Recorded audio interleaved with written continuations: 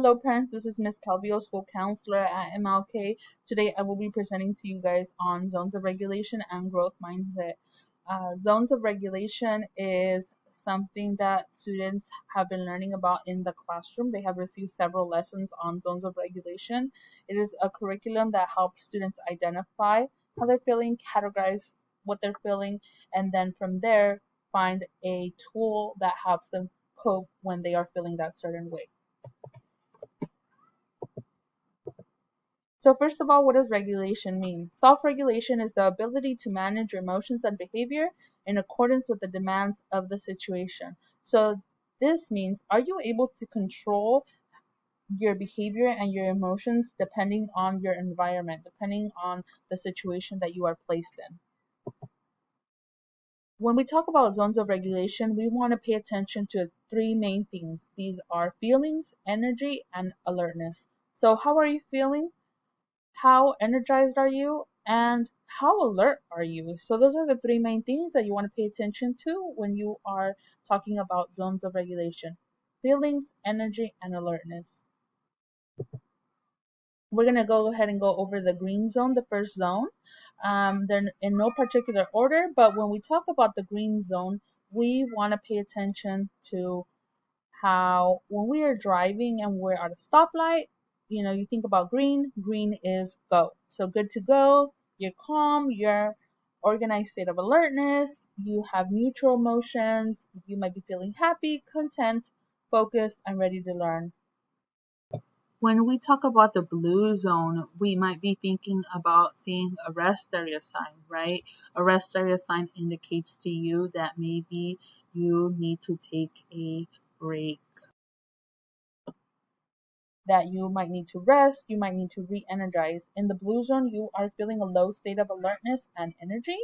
You have down feelings, and you might be feeling sad, sick, tired, bored, or maybe lonely. In the blue zone, you want to pay attention to maybe even feeling like you're going to cry, like you are very sad, right? In the yellow zone, we think about caution, be alert, pay attention to what's coming up next, right? Kind of like when we're on the road and we see a yellow light, it indicates to us, look ahead, pay attention ahead. You might be watching out for a stoplight coming up. Same thing with our yellow zone. In the yellow zone, you want to take caution.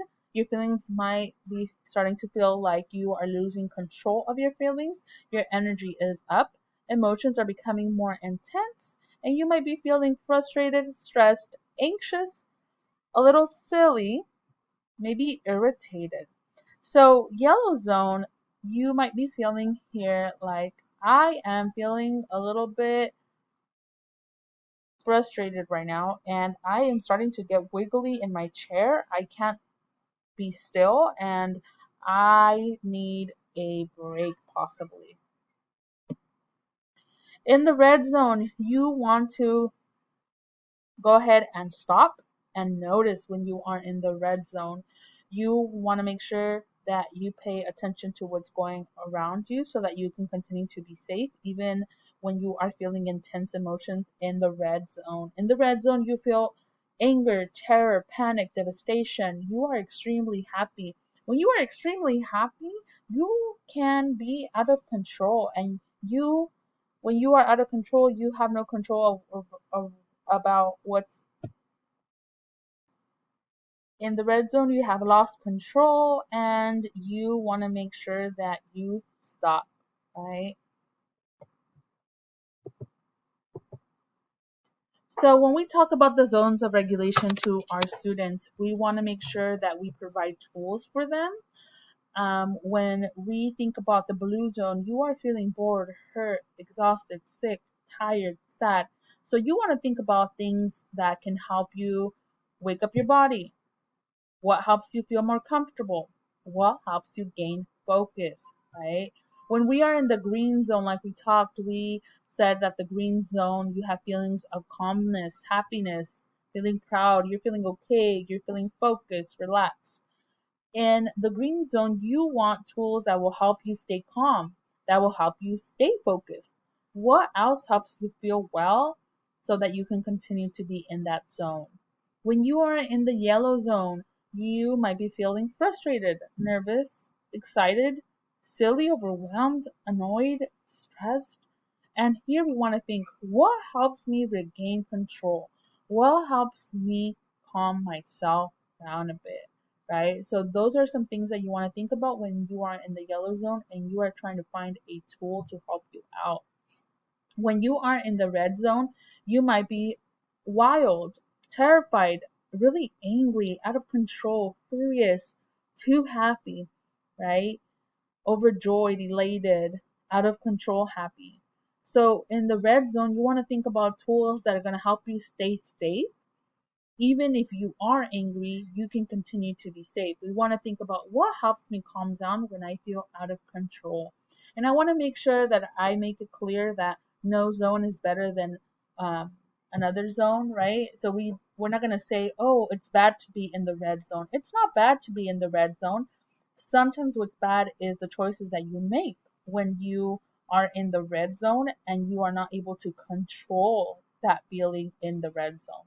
So here, that is the purpose of the zones of regulation, that we make sure that we equip our students with tools, regardless of how they're feeling, so that they can remain safe.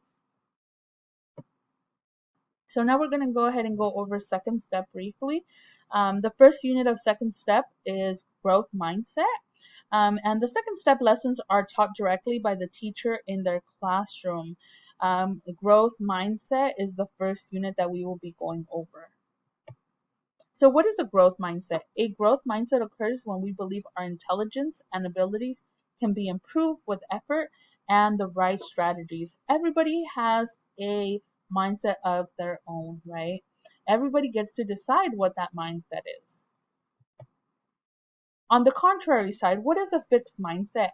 A fixed mindset is a mindset that believes that their intelligence and abilities cannot be altered in a meaningful way. As a result, mistakes are often seen as failures rather than opportunities to grow and learn. So I'm going to give you some examples of what a fixed mindset is first, and then I will go over what a growth mindset would look like. So a fixed mindset would be like statements like, I give up, I can't do it, it's too hard, I don't know how, I made a mistake. And on the contrary side, a growth mindset comment would be like, I'm still learning. I can learn how. I'll try a different way. With more practice, it will get easier. What can I learn from my mistakes? So we want to make sure that you focus on turning around the negative into more positive, right? So another very powerful word that we have in growth mindset is the word of yet. So maybe I don't know how to do it, and you can add yet. I don't know how to do it yet. So the possibility that maybe in the future you will be able to do it. So the word yet is very powerful when we talk about growth mindset.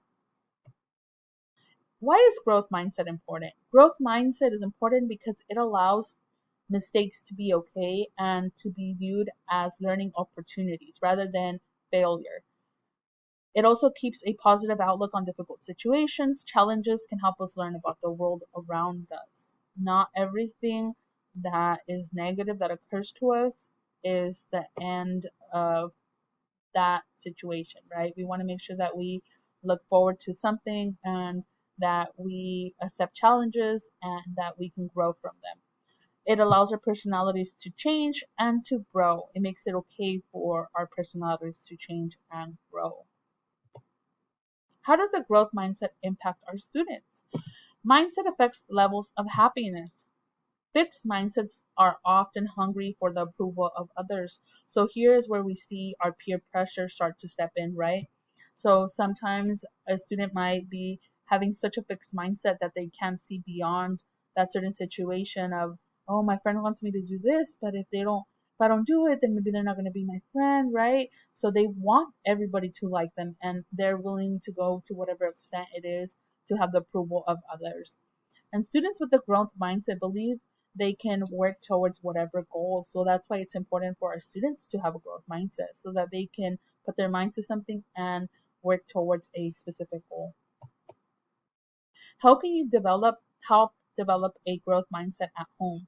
Number one, you want to model it, right? Your ability to model a growth mindset can make the difference between a child understanding the concept and actually living it. Let them see your growth mindset in action. We're all human beings. Even as parents, you are human beings. You want to make sure that you are fully transparent. For example, yeah, today I had a really hard day, but I look forward to X, Y, and Z in the afternoon today, right? Or maybe an example would be like, I'm not running at the time that I want to yet at the gym, but someday I will get there, right? Or you can maybe say, I'm not there yet, right? Another way to help develop a growth mindset would be like encouraging the productive struggle. So for example, in the safe environment of your home, give children time to think through their challenges, brainstorm solutions, and seek help if needed. Grappling with a problem builds resilience, so give children time for reflection before jumping in to help them or save them. You can also reframe mistakes. So get excited when opportunities for growth occur. In a challenging moment, say things like, this seems like an opportunity to grow our brains. Create an environment where setbacks are expected and even celebrated. So a mistake is not something that is going to be, detrimental. It can be learned from, and we can look forward to that opportunity of a challenge because it helps us grow our brains. It helps us grow our personalities. It also creates a safe environment when children know that it's okay to make mistakes. And that is the end of the presentation. So if you guys have any more questions, you can always look on the internet for more resources. You can even go on YouTube and look for videos on growth mindset. And that is it for me. Thank you so much. Have a great afternoon.